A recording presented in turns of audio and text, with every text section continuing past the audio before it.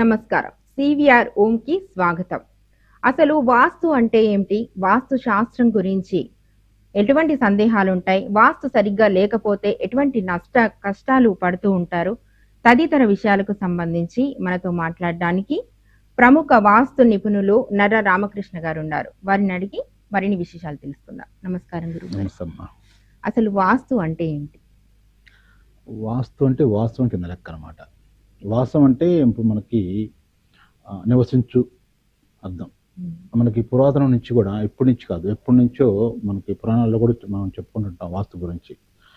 రామాయణం దగ్గరలో మనకి రాముడు అడవికి వెళ్ళినప్పుడు లక్ష్మణుడు మనకి ఎక్కడైతే గీత గీసి దాటి వెళ్ళిపోయా అక్కడి నుంచి వెళ్ళొద్దని చెప్పాడు. అప్పుడు ఆ దాటిన తర్వాత అంటే దానికి ఒక బోర్డర్, మనకు ఒక ఇంతవరకు మన ఆవాసం ఉంది, ఇంతవరకు నివాసం, ఇక్కడి నుంచి దాటితే మనకి నెగిటివ్ ఎనర్జీ ఉంటుంది, ఇంతవరకు పాజిటివ్ ఎనర్జీ అని చెప్పేసి ఆయన ఒక గీత గీసి వెళ్ళిపోతాడు. దాటిపోయిన తర్వాత ఏమి ఇబ్బందులు వచ్చాయో మనం చూసాం. అదే రకంగా అంటే అప్పటి నుంచి ఉదాహరణ చేసి చెప్పుకున్నాం మనం. ఇవాళ వాస్తు అనేది, వాస్తవం అంటే నివాసం. మన ప్రతి మనిషి మనకి ఒక గృహాన్ని ఏర్పాటు చేసుకుంటారు. అది చిన్న గుడిసె కావచ్చు, పెద్ద ఇల్లు కావచ్చు, ఎలాంటిదైనా సరే దానికి సంబంధించిన పంచభూతాలు అనేది మన భూమి మొత్తం కూడా మనకి ఇప్పుడు ఏదైతే మనం నివసిస్తున్నామో, మన తినే తిండి దగ్గర నుంచి పీల్చే గాలి, నీరు మొత్తం అంతా కూడా పంచభూతాల మీద ఆధారపడి ఉంది. దానికి అనుగుణంగా మనకి పూర్వీకులు మనకి వాస్తు శాస్త్రాన్ని మనకి పెట్టారు. దానికి ఒక శాస్త్రాన్ని, అంటే ఇప్పుడు ఏదైతే మనకి టెక్నికల్గా ఇప్పుడు పెన్ ఉంది, పెన్లో మనకు ఒక రీఫిల్ ఒకటి, ఇంకొకటి ఏ విధంగా అయితే ఉంది అలా యూజ్ చేసుకుంటున్నాము, అట్లా మనకి మానవ జాతి మనుగడికి, మానవ నివాసానికి అనువైన ఏర్పాట్లు కొన్ని శాస్త్రజ్ఞులు, అంటే అప్పుడు శాస్త్రజ్ఞులు వాస్తు శాస్త్రాన్ని కనిపెట్టారు అనమాట. దాని ప్రకారంగా అంచెలంచెలుగా మనం డెవలప్ అవుకుంటూ అప్డేట్ అవుతూ మనం ఈ స్థాయికి వచ్చాం. అంటే ఇందులో టెక్నికల్గా కూడా కొన్ని కొత్త విషయాలను నేర్చుకుంటూ, మేము కూడా మాకు పాత విషయాలను మాకు ఎవరైతే నేర్పారో వాళ్ళ దగ్గర నుంచి అవన్నీ నేర్చుకొని, గ్రంథాల రూపంలో కావచ్చు, అనుభవపూర్వకంగా కావచ్చు, అవన్నీ నేర్చుకొని మేము కూడా కొత్త అప్డేట్ని చేసుకుంటూ, ఇంకా ఏమేమి సమస్యలు ఉన్నాయి, ఏమేమి పరిష్కారాలు చేయొచ్చు అని చెప్పి అలా చేసుకుంటూ ఈ శాస్త్రాన్ని ఇంకా మనం లోతుకు తీసుకెళ్తున్నాము. రాబోయే రోజుల్లో కూడా మా తర్వాత తరం కానీ, ఇంకా రాబోయే రోజుల్లో తరం కూడా ఈ వాస్తు శాస్త్రాన్ని ఇంకా డెవలప్ చేసుకుంటూ, అంటే తెలియని విషయాలు చాలా ఉంటాయి ఈ మనుషులు. మనకి ప్రపంచంలో ఏ ఒక్క విషయం కూడా పూర్తిగా తెలిసిన వాళ్ళు ఎవరు ఉండరు, ఒక్క మనిషి కూడా ఉండరు. అప్పటికప్పుడు అప్డేట్ అవుతూ దాన్ని మనం శాస్త్ర పరిశోధన చేసుకుంటూ వెళ్ళిపోవాలి. అంటే ఇది మన జీవితంపై ఎలాంటి ప్రభావం చూపుతుంది గురుగారు, వాస్తు సరిగ్గా లేకపోవటం? అదే అంటే లేకపోతే ఉన్న ఏ రకంగా ఉంటుంది అనే దానికి లాభాలు నష్టాలు రెండు ఉంటాయి అనమాట. దీనికి ప్రామాణికంగా చెప్పాలంటే మనకి పూర్వ గ్రంథాల్లో తీసుకున్న అనుభవాలను తీసుకున్న ముందు మెయిన్ ఏంటంటే మనకి సూర్యుడికి సంబంధించింది, సూర్యరశ్మి, గాలి, వెలుతురు, ఇవన్నీ మనకి సవ్య దిశలో ప్రసరిస్తూ ఉండాలి. ఎప్పుడు కూడా మనకి అపసవ్య దిశలో వస్తే మనకు ఒక్కోసారి మనం చూస్తుంది కొన్ని వాతావరణ పరిస్థితులు, గాలి కరెక్ట్గా లేనప్పుడు, నార్త్ వైపు గాలి వేసినప్పుడు కొంచెం పిల్లలకి ఇబ్బంది వస్తూ ఉంటుంటుంది. ఆ గాలి వలన కొన్ని గాలి సోకే వ్యాధులు ఉంటుంటాయి. అంటే ఇట్లా మనకి ప్రకృతి నుంచి వచ్చే ఏదైతే పాజిటివ్ ఎనర్జీ ఉందో దాన్ని సవ్య దిశలో మనం ఏర్పాటు చేసుకోవడానికి, మనం నివసించే గృహానికి ద్వారాలు కావచ్చు, కిటికీలు కావచ్చు, మనం ఏర్పాటు చేసుకునే గదులు, ఇవన్నీ కూడా ఒక క్రమపద్ధతిలో ఉన్నప్పుడు ఏమవుతుందంటే అందులో నివసించే వాళ్ళు మంచి పాజిటివ్ ఆలోచన చేసుకుంటూ ఆరోగ్యపరంగా చాలా గొప్పగా ఉంటుంటారు. అదే రకంగా ఆర్థిక పరంగా కానీ, లేకపోతే సమాజపరంగా కానీ, పేరు ప్రతిష్టల్లో కానీ ఇదంతా బాగున్నప్పుడు ఇలాంటి వస్తూ ఉంటుంటుంది. ఎప్పుడైతే మనకి ఈ వాస్తు లోపాలు ఉన్నాయో, మనకి ఏదైతే శాస్త్రజ్ఞులు మనకు కొన్ని పరిమితులు ఇచ్చారో దాన్ని దాటి మనం ఎప్పుడైతే వెళ్ళామో దానికి సంబంధించిన ఏదైతే అనుగ్రహం బదులు ఆగ్రహం మనకి సరి చూడాల్సి వస్తుంటుంది అనమాట. ఇదంతా కూడా ప్రకృతిలో ఉన్న ఇది ఒక గొప్ప విషయం. ఇది అంటే దీన్ని తెలుసుకున్న వాళ్ళకే దీని రుచి తెలుస్తుంది.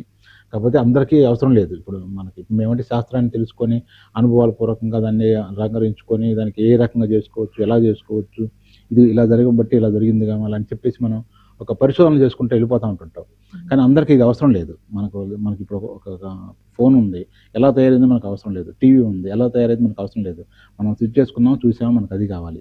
కానీ దానికి అప్డేట్, దాన్ని తయారు చేసే ఎవరైతే ఉన్నారో, దాన్ని మ్యానుఫ్యాక్చరింగ్ చేసేవాళ్ళు కానీ, దాన్ని ఎప్పటికప్పుడు అప్డేట్ చేసుకుంటూ ఉన్నవాళ్ళు, వాళ్ళు ఆలోచిస్తుంటుంటారు కొత్త ప్రయోగాలు చేసుకుంటూ, మళ్ళీ వాటిని నెక్స్ట్ వెర్షన్ తీసుకెళ్ళడానికి ఏ రకంగా తీసుకెళ్తారో మేము కూడా అదే రకంగా దాన్ని శాస్త్రాన్ని ముందుకు తీసుకెళ్తూ ఇంకా కొత్త విషయాలు తెలుసుకుంటూ వెళ్ళిపోతూ ఉంటుంటాం అన్నమాట. ఓకే గురుగారు, అంటే వాస్తు నిజంగా శాస్త్రీయ ఆధారాలు ఉన్నాయా లేక సాంప్రదాయ విశ్వాసం అంటారా? లేదమ్మా, శాస్త్రీయ ఆధారాలు ఉన్నాయి. చాలా చాలా ఆధారాలు ఉన్నాయి. ఉమ్, ఎందుకంటే మనకి ఇప్పుడు సూర్యుడి చుట్టూ భూమి తిరుగుతుంది, వాస్తవం కదా అది. ఆ, భూమి గుండ్రంగా ఉంటుందని చెప్పి ఒకప్పుడు రాళ్లతో కొట్టారు కొంతమంది మహానుభావుల్ని.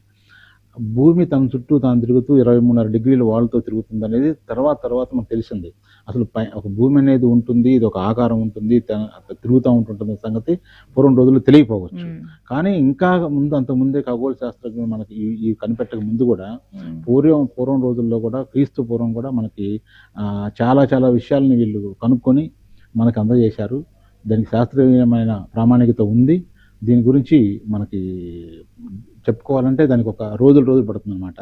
అంటే ప్రామాణికత ఏ రకంగా ఉందని చెప్పుకోవడానికి మనకు ప్రేక్షకులకు కావాల్సింది ఏంటంటే ముందు రెడీమేడ్ కావాలి. ఏంటి మనకి ఏం కావాలి, ఏం వదలాలి, ఏం తీసుకోవాలి, అది అలాంటి విషయాలు మనం వాస్తు గృహానికి సంబంధించిన విషయాలన్నీ మనం చెప్తాం అన్నమాట. ఓకే, అంటే చాలా మంది ఇంటర్లో ప్రధానంగా కనిపించే వాస్తు దోషం ఏదంటారు గురువు గారు? అంటే ఒక్కొక్క ఇంటిని బట్టి ఉంటుంది అన్నమాట. మనకి రోడ్డుని బట్టి, మనం ఎన్నుకునే ప్లేస్ని బట్టి, ప్లస్ అక్కడ కంపాస్ పెట్టి దిక్కుల ప్రకారంగా, ఇవన్నీ సహజంగా మామూలుగా ప్రాథమికంగా అందరూ తెలుసుకోవాల్సిన విషయాలే. వాళ్ళందరూ తెలిసిపోతా ఉంది. ఎందుకంటే ఈశాన్యంలో ద్వారాలు ఉండాలి, ఆగ్నేయంలో మనకి వంటగది ఉండాలి, వాటర్ ఫ్లో ఈశాన్యంలో వెళ్ళిపోవాలి, ఉత్తరం తూర్పు వైపు బరువులు తక్కువగా ఉండాలి, దక్షిణం నైరుతిలో బరువులు ఉండాలి, నైరుతి బెడ్రూమ్ ఉండాలి. మినిమం నాలెడ్జ్ అందరూ తెలిసిపోతుంది. ఇది మినిమం ఎప్పుడైతే తెలుసుకున్నారో ఇంకా ఏముంది లోపల అనేది తెలుసుకోవడానికి ఎక్కువగా ఆరాటం ఉంటుందన్నమాట. దానివల్ల మంచి జరిగిన వాళ్ళు ఉన్నారు, చెడు చేసుకున్న వాళ్ళు ఉన్నారు, చెడిపోయిన వాళ్ళు ఉన్నారు, నష్టాలు పడాయి, ఇబ్బందులు పడాయి, తర్వాత మళ్ళీ దాన్ని వాళ్ళే రియలైజ్ అవి మళ్ళీ మార్పు చేసుకోవటం, లేదా కొత్తగా కట్టుకునే గృహాలను కూడా వాస్తు ప్రకారం కట్టుకోవటం అలా ఉన్నారు. అది ఎవరికి ఆ యోగం ఉందో ఆ రకంగా వస్తూ ఉంటుంటారు. ఎవరు కొన్ని కర్మ ఫలితాలు అనుభవించాలో దాన్ని అనుభవించుకుంటూ ఉంటారు. తీరిన తర్వాత మళ్ళీ ఏం బాగాలేదు, గృహం బాగాలేదా, లేదా జాతకం బాగాలేదా, అదే చూసుకుంటూ ఏ శాస్త్రాన్ని మనం అనుసరించాలి, దేన్ని మనం ఎవరి దగ్గరికి వెళ్ళాలి, అలా వాళ్ళకున్న సమస్యలను బట్టి వాళ్ళు వస్తూ ఉంటుంటారు. సమస్య వెళ్ళినప్పుడు దీని గురించి అసలు ఆలోచించిన పనే లేదు. వాస్తు గురించి అయినా దేని గురించి అయినా సమస్య ఉన్నప్పుడే, మనకి ఇప్పుడు ఏదైనా జబ్బు చేసినప్పుడే మనం హాస్పిటల్కి వెళ్తాం, లేకపోతే దాని హాస్పిటల్ మొహం కూడా చూడం మనం, అంతే కదా. చిన్న సమస్యలు ఏదైనా తలనొప్పి అలాంటి వచ్చినప్పుడు మనం ఏకంగా ట్యాబ్లెట్లు తీసుకుంటాము. ఈ వాస్తుకు సంబంధించిన సమస్యలు కూడా చిన్న ఉన్నా కానీ పెద్ద ప్రాబ్లం ఉండవు. అవి మేజర్ ప్రాబ్లమ్స్ మనిషిని ఇబ్బంది పెడతా ఉంటుంటాయి. ఒకవేళ ఇంటిలో వాస్తుకు సంబంధించిన దోషాలు ఏమన్నా ఉంటే ఆ వాస్తు మార్చుకోవడానికి ఇల్లు తప్పనిసరిగా కూలగొట్టాలంటారా? అవసరం లేదు కూలగొట్ట. అంటే మేజర్ ప్రాబ్లం ఉన్నప్పుడు దాన్ని కొంచెం సరి చేసుకోవాల్సి వస్తుంది. చిన్న ప్రాబ్లమ్స్ అయితే ఎలాంటి కూల్చడాలు కానీ పడగొట్టాలు కానీ ఏం అవసరం లేదు దానికి. అంటే ఒకప్పుడు అదే చేసేవాళ్ళు అందరూ. దాని తర్వాత మనం రెమెడీస్ మనకి చూసుకుంటూ ఉన్నాం. మనకి ఇంతకుముందు టెలిఫోన్ ఉండేది, ల్యాండ్లైన్ ఉండేది. ఇప్పుడు ఎక్కడికి వెళ్ళినా మనం మొబైల్ ఫోన్ తీసుకెళ్తున్నాం కదా, అప్డేట్ అయింది కదా. అట్లానే శాస్త్రంలో కూడా మేము ఎప్పటికప్పుడు దాన్ని లోతు తీసుకుంటున్నాము. ఎలాంటి పడగొట్టాలు లేకుండా, కోల్చకుండా దానికి ఏమున్నాయి, రెమెడీస్ ఏమున్నాయి, ఆ నెగిటివ్ ఎనర్జీని తీసే మార్గాలు ఏంటి, దానికి సంబంధించిన. ఎందుకంటే పరిష్కారం ముందు ఇచ్చి తర్వాతనే సమస్యను ఇచ్చింది మన ప్రకృతికి. చాలా మంది తెలియని విషయం ఇది. అట్లా మనకి పరిష్కారం ఉంది ప్రతి ఒక్కదానికి. అది కనుక్కొని దాన్ని, అంటే అనుభవం కావాలి దానికి, ప్లస్ ఆ పరిశోధన ఉన్నప్పుడు దాన్ని చెప్పగలుగుతారు ఎవరైనా సరే. అంటే ముఖ్యంగా ప్రధాన ద్వారం గురించి మాట్లాడుతూ ఉంటారు. ప్రధాన ద్వారం కరెక్ట్ గా ఉండాలని అంటుంటారు. అసలు ముఖ్యంగా ప్రధాన ద్వారం ఎటువైపు ఉంటే మంచిది అంటారు? పేరును బట్టి ప్రధాన ద్వారం ఉంటుంది. అంటే ప్రధాన ద్వారం అంటే ఏ రోడ్డు వైపు మనం ఇల్లు కట్టుకుంటున్నామో అది మన ప్రధాన ద్వారం అవుతుంది, అంతే కదా. మనకి వెస్ట్ ఫేస్ ఉంది, వెస్ట్ ఫేస్ లో మనం వెస్ట్ రోడ్డు ఉంది, దానికి ఇల్లు కట్టుకుంటున్నాం, వెస్ట్ ఫేస్ పెట్టుకుంటాం. తూర్పు వైపు కట్టుకున్నప్పుడు తూర్పు వైపు ద్వారం పెట్టుకుంటాం. కానీ ఇప్పుడు ఈ మధ్య కొత్తగా ఏం చేస్తున్నారంటే దక్షిణ వైపు అనేది ద్వారం మంచిది కాదని చెప్పేసి దక్షిణ వైపు రోడ్డు ఉన్నా కానీ ఇల్లుని వచ్చేసరికి తూర్పు వైపుకి తిప్పేసుకొని, అంటే ఖాళీ ప్లేస్ కింద ఒక తూర్పు వైపు ఒక మార్జిన్, ఒక బాల్కనీ వదిలేసి అక్కడి నుంచి తీసుకెళ్లి తూర్పు ఈశాన్యంలో అలా పెట్టుకుంటున్నారు. సరే, అది కొంతవరకు బెస్టే కాదంటలేదు. కానీ అందరూ ఇప్పుడు తూర్పు ఫేస్ కావాలి, అందరూ ఉత్తరం ఫేస్ కావాలంటే కష్టం కదా. మనకి ఈ ప్రపంచంలో ఒక బజారు కానీ ఒక ఊర్లో ఎన్నైతే ఉత్తరం ఫేస్ ఉన్నాయి అన్ని దక్షిణ ఫేస్ ఉండాల్సింది తప్పదు కదా. ఎన్నైతే ఈస్ట్ ఫేస్ ఉన్నాయి అన్ని వెస్ట్ ఫేస్ ఉండాల్సిందే.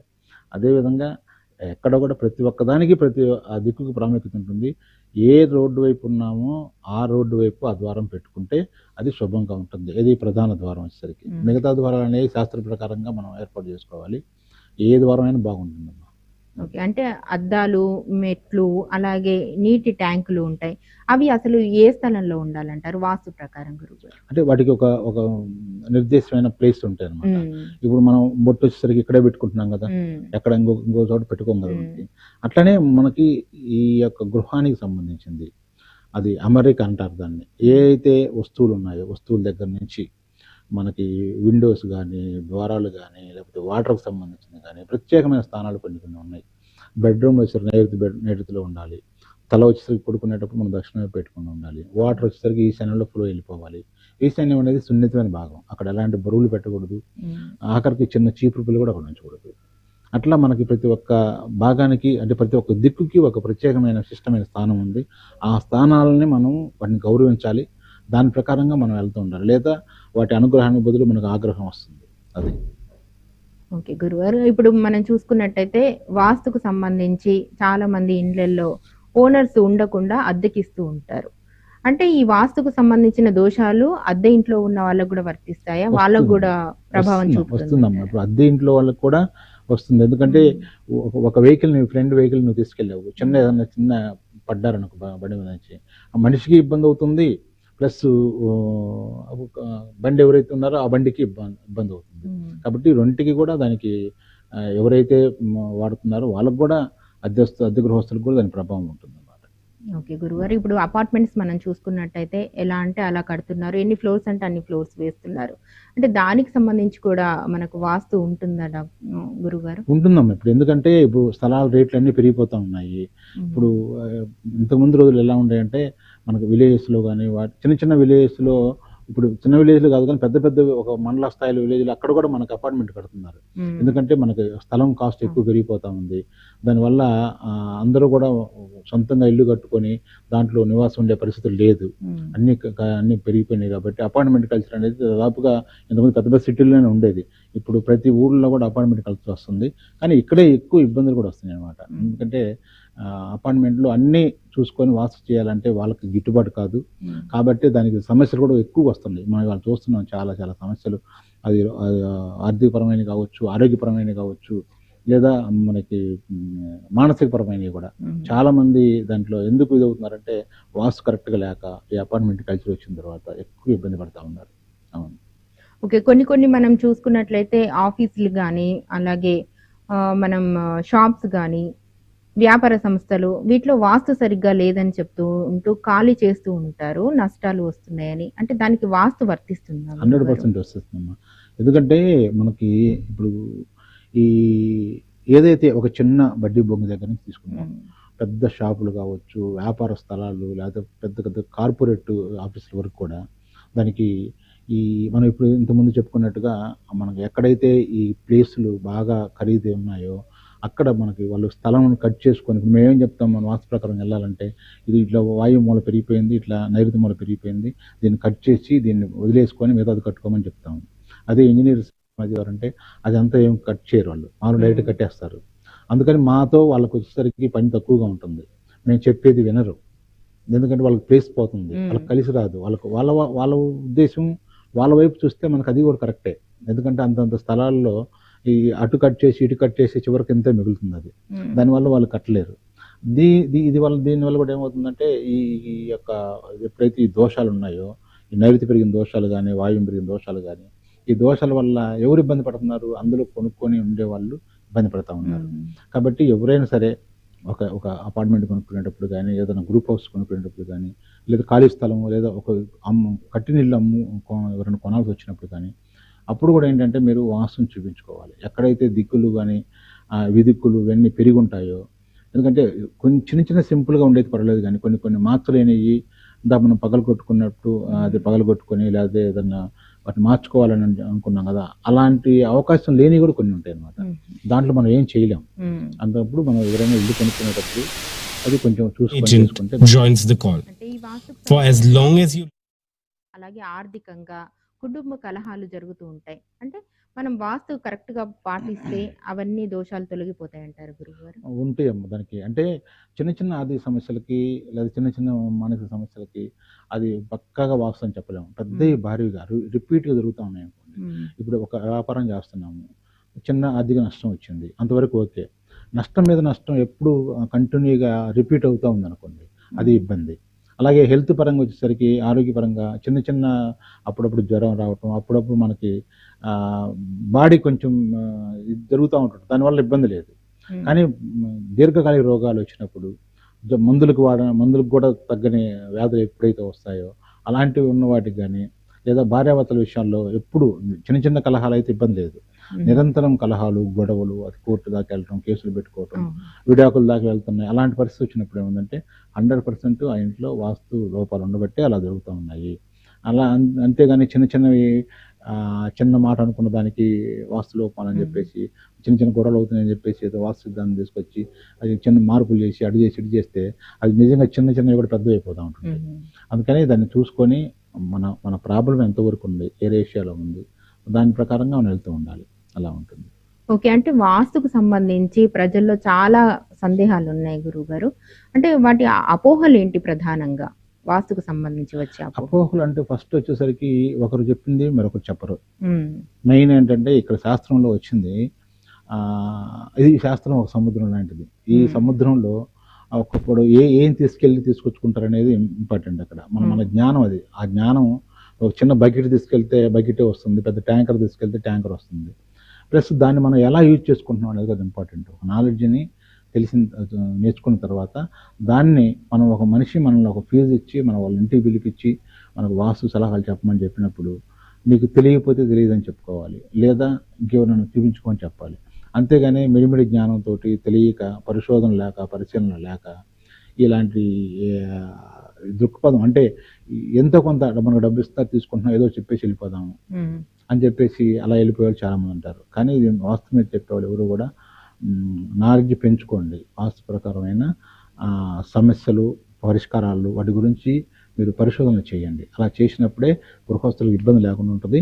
ఈ అపోహలు అనేది తెలియపోతూ ఉంటుంది. నేను చాలామంది చూస్తుంటాను, కొంతమంది ఇల్లు బాగుంటుంది, బాగున్న తర్వాత కూడా పక్కింటి వాళ్ళు ఎవరో వాస్తు సిద్ధాంతం పిలిపించి చేయించుకున్నారు, తర్వాత కోట్లు వచ్చి డబ్బులు వచ్చాయి, వాళ్ళ పిల్లలకు మంచి ఉద్యోగాలు వచ్చాయి, మంచి పెళ్ళి అయ్యాయి అని చెప్పేసి వీళ్ళు కూడా మనం కూడా చూపించుకుందామని బాగున్న దాన్ని కూడా వీళ్ళు వచ్చి చూపించుకుంటారు. ఇల్లు బాగుంది కదా, వాళ్ళు ఏదని బాగుందమ్మా మీకు అవసరం లేదని చెప్పొచ్చు. కానీ నన్ను పిలిచిన తర్వాత, ఇంటికి పిలిచిన తర్వాత నన్ను పిలిచారు కాబట్టి నేను ఏదో ఒకటి చెప్పాలి అని చెప్పేసి తెలియక అది చేసుకోండి, ఇది చేసుకోండి, ఆ మార్పు చేసుకోండి అని చెప్పడం వల్ల ఏమవుతుందంటే వాళ్ళు తర్వాత ఇప్పుడు వరకు లేని సమస్యను కూడా కొని తెచ్చుకుంటారు. తర్వాత ఏమవుతుందంటే నేను వెళ్ళిన తర్వాత ఇది బాగుందమ్మా, ఇది ఎందుకు చేసుకున్నారు, ఇది మూసేసిపోయారంటే కాదండి లాస్ట్ టైం ఒక ఆయన వచ్చినప్పుడు ఇది తీసేయమన్నారండి, ఇది దూరం పెట్టాము ఇక్కడ అంటారు.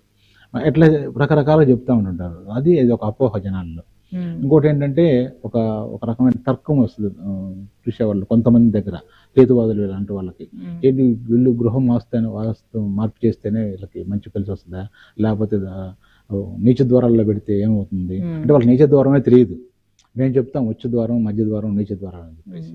అలా పెడితే ఏమవుతుంది, ఎందుకు అలా, దానికేసం ఇలా జరుగుతుందని చెప్పేసి.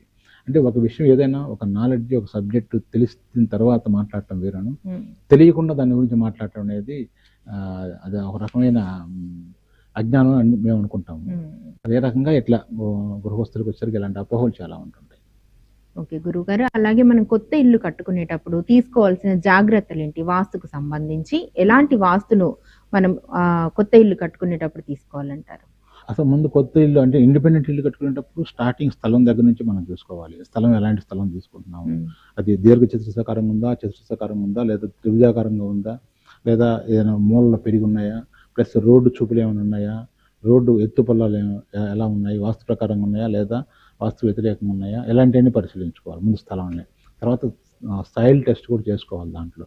అంటే దానికి కూడా ఒక మట్టి వాసనలు ఉంటాయి అన్నమాట. ఇలాంటి ఇంట్లో మనకి ఎలాంటి జబ్బులు లేకుండా, ఎలాంటి ఇబ్బంది లేకుండా కట్టుకోవాలంటే ఈ సాయిల్ ఎంతవరకు మనకు సపోర్ట్ చేస్తుంది. అదే రకంగా శల్య దోషాలని ఉంటాయి. శల్యం అంటే ఒక ఖాళీ ప్లేస్లో మనకి అక్కడ ఏదన్నా శల్యాలు అంటే చిన్న చిన్న చనిపోయినవి కానీ అవి కానీ రకరకాలైన నెగిటివ్ మొత్తం అక్కడ పడేస్తూ ఉంటారు ఖాళీ ప్లేస్ ఉన్నప్పుడు. అదేమవుతుందంటే ఉండే కొంది భూమి కలిసిపోయి లోపలికి వెళ్ళిపోతూ ఉంటుంటాయి. అవన్నీ శల్యానికి సంబంధించింది. అలాంటి గృహంలో కనుక ఇల్లు కట్టుకుంటే మనం ఎవరైనా సరే అలాంటి ఇల్లు కట్టుకుంటే ఇల్లంతా బాగుంటుంది. కానీ తర్వాత లోపల ఇంట్లోకి వెళ్ళిన తర్వాత ఈ శల్య దోషం అనేది కనపడదు. దీనివల్ల చాలా అనర్థాలు జరుగుతూ ఉంటుంటాయి. అందుకని శల్య దోషాలు ఉన్నాయా లేవా అని టెస్ట్ చేసుకోవాలి. అంటే ఇవన్నీ చాలా ప్రాథమికమైన అంశాలు. ఇవన్నీ ఈ యొక్క ఏదైతే బేస్మెంట్ దగ్గర మనం శంకుస్థాపన చేసుకుంటామో, శంకుస్థాపన చేసుకునే దగ్గర నుంచి కూడా మనకి ఈ యొక్క మత్స్యంత్రాన్ని కానీ కొన్ని కొన్ని రత్నాలు ఇవన్నీ ఉంటాయన్నమాట. ఇలాంటివన్నీ మనం చూసుకోవాలి. అయితే ఈ యొక్క ఇల్లు గృహప్రవేశం చేసే వరకు కూడా ముందు మెయిన్ వాస్తుకు సంబంధించిన ఏదైతే శాస్త్రవేత్తలు ఉన్నారో వాళ్ళని మీరు తీసుకొని, అంటే బేస్మెంట్ దగ్గర నుంచి ఇల్లు గృహప్రవేశం వరకు కూడా మనకి ఒక 7-8 సార్లు వచ్చేట్టుగా చూసుకోవాలి. ఎందుకంటే వాస్తు కావాలనుకునే వాళ్ళు, ఎందుకంటే మనకి మేస్త్రులు చాలా తప్పు చేస్తూ ఉంటుంటారు. ఆ మేస్త్రులు తప్పు చేసేదానికి మనం కారణం కాదు, ఇంజనీర్ కారణం కాదు, గృహస్థుడు కారణం కాదు. అదేదో కడతా ఉంటుంటారు. అందుకని అప్పుడప్పుడు గోడలు చెక్ చేసుకోవటం, ద్వారాలు చెక్ చేసుకోవటం, కిటికీలు ఎలా పెడుతున్నారు, ఏ స్థాయిలో పెడుతున్నారు, తూకానికి పెడుతున్నారా, 90 degreesలో ఉన్నాయి లేవా, ఇవన్నీ చాలా చాలా మనకి ఒకటి కాదమ్మా, అది చాలా చాలా ఉంటాయి అంశాలు. అవన్నీ 360 degrees మొత్తం కోణాలు చూసుకోవాలి. అప్పుడు పరిపూర్ణంగా వాస్తు వస్తుంది. అంటే కొంతమంది ఇంట్లలో పెద్ద పెద్ద వాస్తు దోషాలు ఉంటాయి గురువుగారు, వాటి ఆ ఇంటికి సంబంధించి ఎటువంటి పరిష్కారం ఉంటుంది? అది వాస్తు దోషాలంటే ఇప్పుడు మనకి చిన్న చిన్న వయసులోనే ఏదన్నా జరగటం, చిన్న వయసులోనే పెద్ద పెద్ద ఆసుపత్రుల్లోకి పెద్ద పెద్ద ఆపరేషన్ జరగటం, క్యాన్సర్ లాంటివి కానీ, హార్ట్ అటాక్ లాంటివి కానీ, ఇలా రకరకాల జబ్బులు మన పేర్లు కూడా తెలియదు, అలాంటి కొత్త కొత్త జబ్బులన్నీ వస్తూ ఉన్నాయి. ఇవన్నీ చిన్న చిన్న ఏజ్లోనే వచ్చినప్పుడు ఏమవుతుందంటే అది పక్కాగా దోషం ఉన్నట్టు, పెద్ద దోషం ఉన్నట్టు లెక్క అక్కడ. అదే రకంగా మ్యారేజ్ అయిన తర్వాత వెంటనే ఇమీడియట్గా విడిపోవటం, డైవర్స్ రావటం, గొడవలు జరగటం, కోర్టు వ్యాజ్యాలు జరగటం, అప్పులు పాలవటం, ఇవన్నీ కూడా బాగా భారీగా నీకు వాస్తు దోషాలు ఉన్నట్టు లెక్క. అంటే మనకు కొన్ని సంకేతాలు తెలుస్తూ ఉంటుంటాయి, చిన్న చిన్న వాటికి కాదు కానీ పెద్ద పెద్ద దోషాలు మాత్రం ఉన్నప్పుడు ఉంటుంది. అయితే వాటికి మనం స్వయంగా ఇంటికి వెళ్ళి చూసి దానికి సంబంధించిన అసలు ఈ కంపాస్కి ఎలా ఉంది, ఈదుపెట్లు ఏమైనా ఉన్నాయా, లేదా కన్స్ట్రక్షన్లో ఏమైనా లోపాలు ఉన్నాయా, ఇవన్నీ చూసుకొని మనం దాన్ని పరిశీలించి కానీ దాని మీద ఎలాంటి నిర్ణయం తీసుకోవాలి, దీన్ని చిన్న చిన్న డెమాలిషన్ ఏదైనా ఉంటే చేయటమా, లేదా దానికి సంబంధించిన రెమెడీస్ ఏదైనా చెప్పడం అనేది మనం దాని ప్రకారంగా ఉంటుంది. అంటే ఇంటికి మారిపోతూ ఉంటుంది. మనకి మనిషికి ఏ రకంగా అయితే మనకి ఇప్పుడు ఆధార్ కానీ లేకపోతే తంబు కానీ ఐకి సంబంధించింది ఇన్ని కోట్ల మంది ఉన్నా కానీ ఏ రకంగా అయితే డిఫరెంట్గా ఉంటుంది ఒకరికొకరు సంబంధం లేకుండా, అదే రకంగా ఇంటికి కూడా అదే రకంగా అంత తేడా ఉంటుంది అనమాట. సేమ్ అదే డిట్టో ఇల్లు కట్టినా కానీ దాని పరిసరాలు వచ్చేసరికి ఇంకో రకంగా మారిపోతూ ఉంటుంటాయి.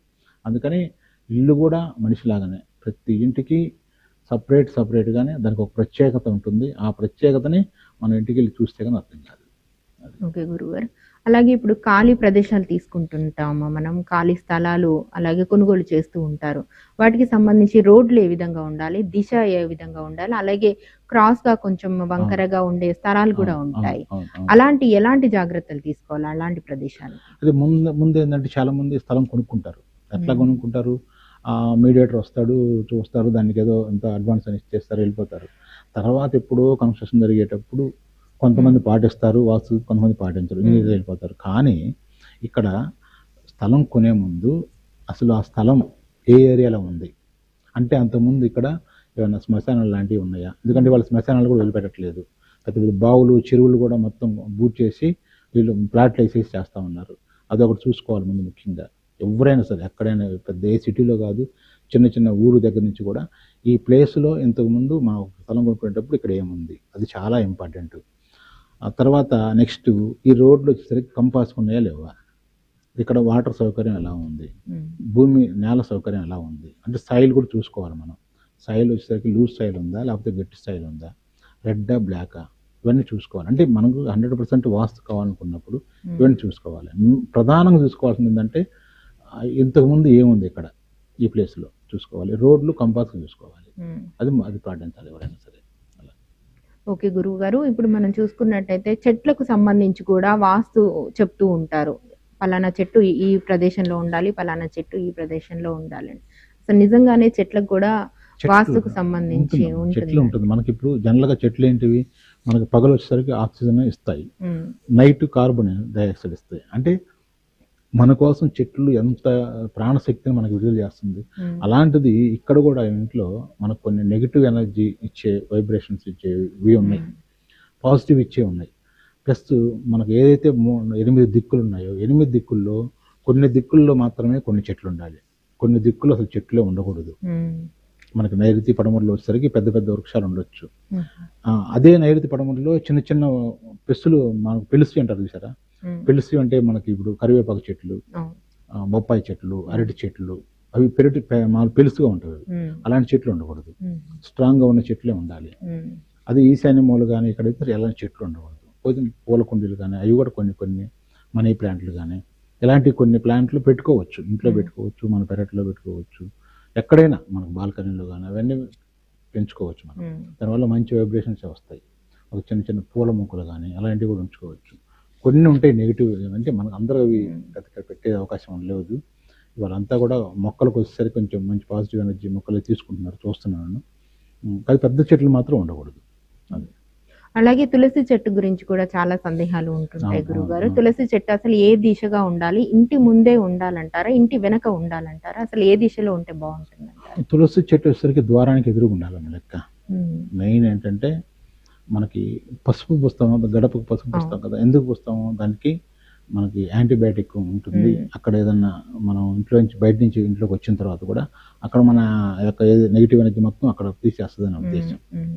అదే రకంగా మనకు తులసి చెట్టు ఇంట్లో ఉంటున్నప్పుడు మనకి ఈ ప్రధాన ద్వారానికి ఎదురు, అంటే ఎక్కడైనా ఏదైనా బ్యాడ్ రేస్ ఏదైనా వచ్చినా, అంటే వీటన్నిటి కూడా కాస్మిక్ ఎనర్జీస్ ఉంటారు. అవి మంచి ఎనర్జీని మన ఇంట్లో పంపించడానికి ఈ తులసి చెట్టు ఒక రకంగా ఫిల్టర్ లాంటిది అనమాట. అక్కడ అది మనకి వేస్ట్ అంతా తీసేసి మంచిని లోపల పంపిస్తుంటారు. కాబట్టి ఎక్కడ ఏ మన ద్వారం అయినా సరే, అంటే ప్రధాన ద్వారం దక్షిణం, ఉత్తరం, తూర్పు, పడమర ఏదైనా సరే గుమ్మానికి ఎదురు గనక, ప్రధాన గుమ్మానికి ఎదురు గనక ఉంటే, ఒకవేళ ప్రధాన గుమ్మానికి కుదరకపోతే దానికి ఆపోజిట్ గుమ్మం, అప్పుడు ఈస్ట్ ఫేస్లో కుదరదు అనుకున్నాం, అప్పుడు పడమర వైపు పెట్టుకోవడానికి అవకాశం ఉంటే పడమర వైపు పెరట్లో పెట్టుకోవచ్చు. లేదా పడమర వైపు మనకి ఉన్నప్పుడు పడమర ద్వారానికి ఎదురు కుదరినప్పుడు తూర్పు ద్వారాన్ని పెట్టుకోవచ్చు. అట్లా ఏదైనా కానీ ప్రధాన ద్వారానికి కనుక ఎదురు కనుక ఉంటే చాలా మంచిది. ఓకే గురుగారు, ఇప్పుడు వాస్తు అనేది ఆ ప్లేస్కు సంబంధించింది. ఎవరైనా ఇల్లు కట్టుకోవాలనుకుంటే ఆ ప్లేస్కి సంబంధించి వాస్తును చూయించుకుంటూ ఉంటారు. కానీ అది ఇంటి యజమానికి ఉండాలంటారా, లేదంటే యజమానికి సంబంధం ఉంటుందా ఈ వాస్తుకు సంబంధించి? అంటే యజమాని ఒక్కరే తిన్నారు అనుకున్నాం, అందరికి రావాలిగా. అప్పుడు ఆయనే సంపాదిస్తారు, ఆయన ఒక్కరే తింటారు కదా, అందరికి కావాలి కదా. అట్లనే మనకి ఒక హౌస్ కూడా ఒక దిక్కులు ఉంటాయి అన్నమాట. అంటే నైరుతి దిక్కు వచ్చేసరికి ఈ ఇంటి ప్రథమ సంతానానికి ఉపయోగపడుతుంది, ఈశాన్యం వచ్చేసరికి చిన్న వాళ్ళకి ఉపయోగపడుతుంది, ఆగ్నేయం రెండో వాళ్ళకి, వాయువు మూడో వాళ్ళకి, ఇలా ఇస్తూ ఉంటాం. కానీ యజమానికి మొత్తం ఉపయోగపడుతుంది.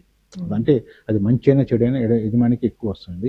అది పిల్లలు వృద్ధిలోకి రావాలన్నా, వాళ్ళ చదువులు బాగుండాలన్నా, వాళ్ళ ఉద్యోగాలు కానీ లేదా ఆర్థికంగా బాగా ఎదగాలంటే దానికి సంబంధించిన దిక్కులు ఉంటాయి. కొన్ని వాయువు దిక్కు అనేది చాలా స్థిరమైంది. అది వాయువులో ఏదైనా లోపాలు ఉండి సరిగ్గా లేనప్పుడేమో వాయువులో పెరగటం కానీ అలా కోణంగా పెరగటం వల్ల ఏమవుతుందంటే పిల్లల యొక్క మానసిక పరిస్థితి చాలా అస్థిరంగా ఉంటుంది.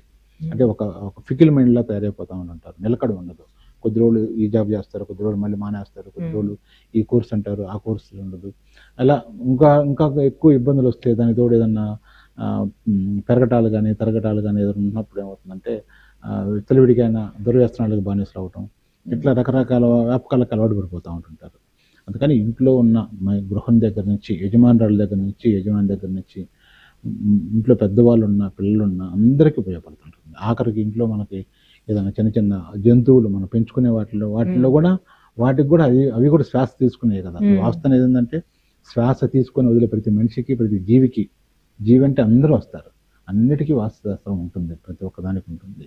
అంటే వాస్తు శాస్త్రంలో మనం తెలుసుకోవాల్సిన విషయాలు ఏంటి ప్రధానంగా? అంటే మనం ఎక్కడ తొందరపడకుండా జాగ్రత్తగా ఆచితూచి వాస్తు సలహాలు కానీ, అలాగే వాస్తుకు సంబంధించిన మార్పులు చేర్పులు ఏ విధంగా చేసుకోవాలంటారు? అసలు ఫస్ట్ మీరు ఏం చేయాలంటే ఇల్లు కొనుక్కునేటప్పుడు, అది అపార్ట్మెంట్ కావచ్చు, ఇండిపెండెంట్ ఇల్లు కావచ్చు, స్థలం కావచ్చు, ముందు ఫస్ట్ మీరు వాస్తు శాస్త్రవేత్తని తీసుకెళ్ళండి.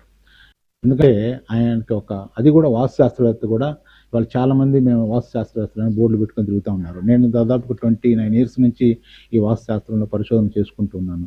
నాకు 3-4 years ఉన్నప్పుడు కూడా నేను సొంతగా కొన్ని నిర్ణయాలు కూడా తీసుకునేవాడిని కాదు. అంటే 3-4 years నాకు ఎక్స్పీరియన్స్ ఉన్నప్పుడు కూడా నాకు సంబంధించిన గురువులు కానీ ఎవరైనా ఉన్నప్పుడు కొన్ని నాకు అర్థం కాని వాటిల్లో వాళ్ళ సలహాలు తీసుకొని చేసేవాడిని.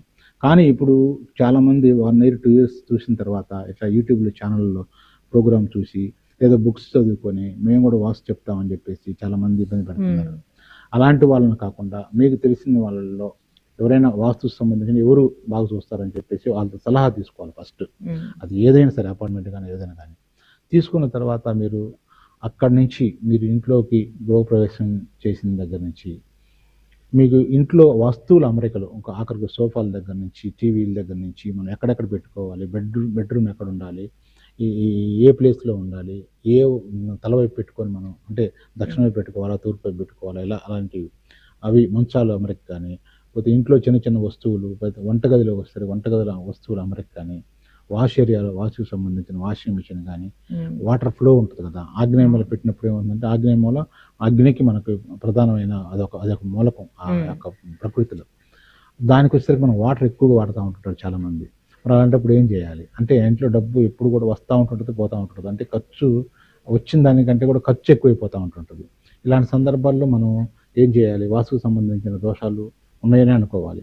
అట్లా మీరు వస్తువుల అమరిక కానీ ప్రతి ఒక్కటి ఇంట్లో ఏమేం చేసుకోవాలనేది అంతా కూడా శాస్త్రవేత్త సలహాతోటి చేసుకుంటే చాలా బాగుంటుంది. అంటే ఎంత కరెక్ట్‌గా వాస్తు చూసుకొని ఇల్లు కట్టుకున్నా కొంతమంది మొత్తం అంటే తలుపులన్నీ మూసేసి, కిటికీలన్నీ మూసేసి, ఏసీలు వేసుకొని అంటే బయట గాలిని కాకుండా ఇంట్లో గాలిని వెతుక్కుంటూ ఉంటారు. అలాంటి వాళ్ళకు ఎలాంటి వాస్తు వర్తిస్తుందంటారు? అంటే వాస్తు ప్రకారం కట్టుకున్నా వాళ్ళకి వాస్తు కరెక్ట్‌గా వాళ్ళు పాటించకపోవటం వల్ల ఎలాంటి నష్టాలు జరిగే అవకాశాలు చాలా మంచి క్వశ్చన్ వేసాము. ఎందుకంటే చాలా మందికి ఇది అవసరం కూడా ఇది చెప్పాలి మనం. మీరు సెంట్రల్ ఏసీలు వచ్చిన తర్వాత మరీ ఎక్కువైపోతుంది. సరే సెంట్రల్ ఏసీ వాళ్ళు అందరికి ఉండదు అనుకున్నా, మామూలు వాళ్ళు కూడా డోర్లు పెట్టుకుంటారు, కిటికీలు పెట్టుకుంటారు, మంచి మంచి కిటికీలు టేకుతో పెట్టుకుంటారు, కాస్ట్లీ కర్టన్స్ వేస్తారు. ఎవరైనా బంధువులు వచ్చినప్పుడు అదిగో మాకు ఇంత కర్టన్స్ ఉన్నాయి, బయట నుంచి తెప్పించాం, ఫారిన్ నుంచి తెప్పించాం, లేదా వేరే ఇక్కడి నుంచి తెప్పించాం, చాలా కాస్ట్ ఇది, ఇక్కడ ఎలాంటి కటన్ లేదని చెప్పేసి గొప్పలు చెప్పుకుంటారు. ఆ చెప్పుకునేటప్పుడు కటన్ తీసి చూపించడమే కానీ కిటికీని తీసిన పాపన పోరు. మరి ఏం చేయాలి, కిటికీలో మనకి ఇంట్లో ఉన్న నెగిటివ్ ఎనర్జీ అంతా బయటకు వెళ్ళిపోవాలి, పాజిటివ్ ఎనర్జీ రావాలి. అందుకని ప్రతి ఒక్కరు కూడా ఉదయం కనీసం 2 గంటలు లేచిన తర్వాత కిటికీలన్నీ ఓపెన్ చేసేసుకొని ఈవినింగ్ ఒక 2 అవర్స్ కిటికీలు ఓపెన్ చేసుకొని తర్వాత క్లోజ్ చేసుకోండి. మనకి ఎక్కువగా దోమలకు కూడా మనకి ఇవాళ మెసేజ్ వచ్చినాయి, ఇబ్బంది లేదు. అయితే ఉచ్చ స్థానాల్లో ఉన్న కిటికీలను మాత్రం ఎప్పుడూ మోయకూడదు. దాదాపు పగ్గులు కూడా తెరిచి ఉంచితే మంచిది. ప్రధాన ద్వారం సరే కొన్ని సెక్యూరిటీ పరంగా మూసేసుకుంటారు అంతవరకు, కానీ మార్నింగ్ మాత్రం కంపల్సరీగా ఓపెన్ చేయాల్సిందే. మెయిన్ ఓపెన్ చేయాల్సింది ఏంటంటే అది తూర్పు ఫేస్ కానీ ఉత్తరం ఫేస్ దక్షిణం పడమర ఏ ఫేస్లో అయినా సరే తూర్పు ఉత్తర ద్వారాలు ఈశాన్య ద్వారాలు మాత్రం ఓపెన్ చేయాలి. అది అలా ఓపెన్ చేసినప్పుడే మనకి నెగిటివ్ ఎనర్జీ వెళ్ళిపోతుంది, పాజిటివ్ ఎనర్జీ వస్తుంటుంది. అంటే ఫ్రెష్ అవుతూ ఉంటుంటుంది. ఎప్పుడు ఒకే మురికి నీళ్ళలో మనం ఎంతవరకు మనం స్నానం చేస్తుంటాం, అవే నీళ్ళు కడుక్కుంటూ చేసుకుంటూ చేయలేం కదా. ఎప్పటికప్పుడు ఫ్రెష్ వాటర్ వస్తూ ఉన్నట్టుగానే ఇక్కడ కూడా మనకి ఫ్రెష్ ఎయిర్ రావాలి, పాజిటివ్ ఎనర్జీ రావాలి, నెగిటివ్ ఎనర్జీ పోవాలి. అలా పోవాలనుకున్నప్పుడు ఇలాంటివన్నీ చేయాలి. ఓకే గురువుగారు, ఇప్పుడు వాస్తుకు సంబంధించి దేవుడి గది అసలు ఎటువైపు ఉండాలంటారు? చాలా మందికి సందేహం ఉంటుంది. దేవుడి గది ఎటువైపు ఉంటే మంచిదంటారు? దేవుళ్ళ ఫోటోలకు సంబంధించి కూడా ఫేస్లు ఇటు ఉండాలి అటు ఉండాలి అని చెప్తూ ఉంటారు కదా, అసలు ఎలా ఉంటే మంచిదంటారు వాస్తుకు సంబంధించి? దేవుడి గది వచ్చేసరికి ఎక్కడ ఏ ముఖద్వారం అయినా సరే ఈశాన్య భాగానే ఉండాలి. చాలామంది దేవుడి గదికి వచ్చేసరికి చాలా ప్రయోగాలు చేస్తూ ఉంటుంటారు. మేము చూస్తుంటాము, మన గృహ పర్యటనకి వెళ్ళినప్పుడు ఒక ఇంట్లో దేవుడి గది మాత్రం చాలా గొప్పగా కడతారమ్మా. మామూలు కట్టరు అసలు. అది దానికి అంత డిజైన్ చేసి చాలా కాస్ట్లు పెట్టి కడతారు, కానీ దీపారాధన చేయరు, ఉపయోగం లేదు. కొంతమంది చిన్న గుళ్ళల్లో పెట్టుకుని అంటే ఒక గోడలో చిన్న హోల్ పెట్టేసుకొని 2 పటాలు పెట్టుకుంటారు, డైలీ పూజ చేస్తారు. అంటే మనకు మెయిన్ ఏంటంటే దేవుడి మీద నమ్మకం ఉన్నప్పుడు, దేవుడు అని అనుకున్నప్పుడు ప్రత్యేకమైన స్థానం మనం ఏర్పాటు చేసుకోవాలి. ఏర్పాటు చేసుకున్న తర్వాత ప్రతిరోజు నైవేద్యం కానీ అవకాశం ఉన్నంత వరకు దీపారాధన కానీ నైవేద్యం కానీ పెడుతుంటున్నప్పుడు ఏమవుతుందంటే దానికి మనం మంచి చేసినట్టు అవుతుంది. అంటే మన ఆత్మ మనకు సంబంధించిన ఏదైతే మనం అనుకుంటామో దానికి మనం మేలు చేసినట్టు ఉంటుంది అన్నమాట. అలా కాకుండా ఏదో అలా వాళ్ళకి అర్థంగా అలా పెట్టేసుకొని యాంత్రికమైన పూజలు చేసుకుంటుంటే ఇబ్బంది వస్తూనే ఉంటుంది. ఓకే గురువుగారు, అంటే చాలా మంది చిన్నగా ఒక సెల్ఫ్ లో దేవుడి ఫోటోలు పెట్టుకుంటుంటారు, అది అసలు ఎంతవరకు కరెక్ట్ అంటారు? పెట్టుకోవచ్చు, చిన్న సెల్ఫీలో పెట్టుకొని. అదే ఎక్కడ పెట్టుకున్నా ఎక్కడున్నా మనకి పూజ జరగాలి. పూజ అంటే నైవేద్యం కానీ మనకు హారతి ఇవ్వడం కానీ దీపారాధన కానీ అవి ఉన్నప్పుడే మనకు కొద్ది ఫలితాలు వస్తాయి అన్నమాట. అది అంటే ఎక్కువగా తరచుగా వాస్తుకు సంబంధించి ఇంట్లో అనారోగ్య బారిన పడుతూ ఉంటారు. ఎక్కువగా సర్జరీలు అవుతూ ఉంటాయి. అలాంటి వారిలో అసలు ఎలాంటి వాస్తు మార్పులు చేసుకోవాలంటారు గురుగారు? ఒకవేళ ఉంటే? అలాంటి మనకు ఇంటికి చెప్పాం మనం ఇంతకుముందు. హ్మ్. మనిషిని పోలి మనిషి ఉన్నాడు. మనిషికి సంబంధించిన హ్మ్. కన్ను గాని, లేకపోతే తంబు గాని ఇవన్నీ వేరుగా ఉంటున్నట్టుగానే ఇంటికి కూడా మారిపోతా ఉంటుంటాయి. మెయిన్ ప్రధానంగా ఏంటంటే ఇలాంటి మీరు చెప్పిన ఏదైతే ఉన్నాయో సర్జరీలు గాని, మేజర్ అనారోగ్యమైనవి, హ్మ్. దీర్ఘకాలమైన రోగాలు, ఆగ్నేయ మూలలో వచ్చేసరికి ఏదన్నా ఇబ్బంది వచ్చినప్పుడు ఆగ్నేయ మూల గోతులు ఉండటం గాని, పెరగటం గాని అది ఆరోగ్యానికి బాగా ఇబ్బంది వస్తుంది. ప్లస్ నైరుతిలో కూడా కొన్ని భాగాలు అంటే అక్కడ భ్రష్టు పట్టినప్పుడు పెద్ద పెద్ద డిసీజులు, పెద్ద పెద్ద క్యాన్సర్లు అలాంటి ఆపరేషన్ జరగటం ఇలాంటివి ఉంటుంది. వాయుమూల వచ్చేసరికి మీకు హెల్త్ పరంగా శారీరకపరమైన ఇబ్బందులు రావు కానీ మానసికపరమైన ఇబ్బందులు వస్తూ ఉంటుంటాయి. ఈశాన్య మూల వచ్చేసరికి ఎక్కువగా ఇంట్లో పిల్లలకి సంతతికి ఎక్కువ ఇబ్బంది వస్తూ ఉంటుంటుంది. చిన్న చిన్న పిల్లలకి మనం చూస్తుంటాం అనారోగ్య పాలవటం కానీ, లేదా సరిగ్గా వాళ్ళు వాళ్ళ యొక్క వృత్తిలో ఏదైతే ఉందో వృత్తి కానీ, ఉద్యోగం కానీ, విద్యలో కానీ వాళ్ళు సరిగ్గా రాణించలేకపోవటం అలా అది ఎక్కువ పనిచేస్తూ ఉంటారు. హెల్త్ పరంగా మాత్రం ఆగ్నేయం నైరుతి భాగాలు, దక్షిణ భాగం కూడా వీటి వల్లే పెద్ద పెద్ద ఇబ్బందులు వస్తూ ఉంటుంటాయి. ఓకే. మనం చూసుకున్నట్టయితే ప్రతిరోజు మనకు వంటగది ముఖ్యం గురుగారు. వాస్తుకు సంబంధించి అసలు వంటగది ఏ వైపు ఉండాలంటారు? అలాగే స్టవ్‌కు సంబంధించి మనం రోజు వండుకునే పదార్థాలకు సంబంధించి కాబట్టి, అగ్నిదేవుడికి సంబంధించి కాబట్టి అసలు ఎటువైపు ఉంటే మంచిదంటారు? వంటగది కూడా చాలా ఇంపార్టెంట్. ఎందుకంటే స్త్రీలకు సంబంధించిన ఆరోగ్యం వంటగదిలోనే ఎక్కువ ఉంటుంది. ఇక్కడ మనకి దక్షిణ భాగం మనకి ఏదైతే దక్షిణాన్ని ఆనుకొని, తూర్పుని ఆనుకొని ఉన్న మూల ఏదైతే ఉందో ఆగ్నేయం, ఆ మూలలోనే మనకి వంట చేసుకోవాలి. అది కూడా ఏంటంటే కంపాస్ ప్రకారం చూసినప్పుడు కరెక్ట్‌గా మనకి ఆగ్నేయం మూల అంటే తూర్పాగ్నేయం, దక్షిణాగ్నేయం మూల కరెక్ట్‌గా కలిసి ఆ డిగ్రీలు ఉన్నప్పుడే మనకి ఆగ్నేయం మూల లెక్కలోకి వస్తుంది. అయితే ఇక్కడ ఇంకో విషయం చెప్పాలి. మనకు వంట చేసే మనిషి యొక్క ముఖం అనేది తూర్పు ముఖంగా చూస్తూ ఉండాలి. ఎడమ వైపు వచ్చేసరికి మనకి ఈశాన్య మూల వాటర్‌కు సంబంధించిన అంటే వంటగదిలకు సంబంధించిన ఏదైతే వాటర్ ఉందో అది మొత్తం ఫ్లో మనకి ఈశాన్య మూల వెళ్ళిపోతూ ఉండాలి. ఇకపోతే ముఖ్యంగా మనకు బళ్ళాలు మనకి ఏది వంటగదిలో ఇవన్నీ కప్‌బోర్డ్స్ పోసుకుంటుంటారు. ఈ కప్‌బోర్డ్స్ విషయంలో కూడా చాలా జాగ్రత్త పాటించాలి. ఎందుకంటే ఈ రకరకాల ఇప్పుడు మొత్తం కొత్త టెక్నాలజీ వచ్చింది. కొత్త డోర్స్ తీయటం గానీ, వేయటం గానీ వాటిల్లో ఇంకొకటి ఏంటంటే వంటగదిలో వచ్చేసరికి ముఖ్యంగా వస్తువులు, పనికిరాని వస్తువులు గానీ, ఏదైనా వాడని వస్తువులు గానీ అవన్నీ కూడా ఉంచకూడదు.